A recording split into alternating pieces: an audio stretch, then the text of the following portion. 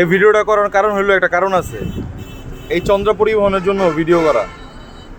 চন্দ্রা পরিবহনে আমি একটা ব্যবসায়িক কাজের জন্য যাবো হইলো মাগুরা। যেহেতু মাগুরার কোনো গাড়ি মারি পাইতেছি না, রাত 9টা পর্যন্ত মাগুরার গাড়ি বন্ধ, সব সিট নেয় আর কি।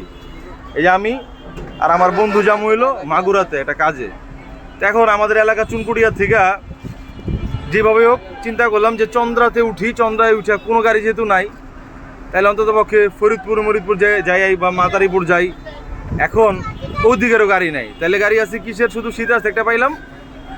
আমরা উঠছি কি বন্ধু, যাও ভাঙ্গা। আচ্ছা, আমরা ভাঙ্গা নাই মা, ভাঙ্গার থেকে যেমনি হোক আরো ভাঙ্গা মাগুরা যাবো, সমস্যা নাই। কিন্তু আমাদের থেকে মাদারীপুরের ভাড়া রাখা হয়েছে। ভাঙ্গার ভাড়া রাখবে না, মাদারীপুরে রাখবে।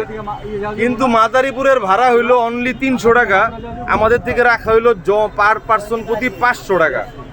কই মাদারীপুর আর কই হইলো ভাঙ্গা।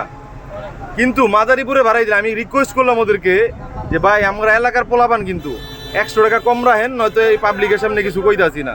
ওরা বললো ভাই কোনো রিকোয়েস্ট চলবে না। আমি বললাম ভাই দুষ্টামি করে আছে আপনাদের এইখানে।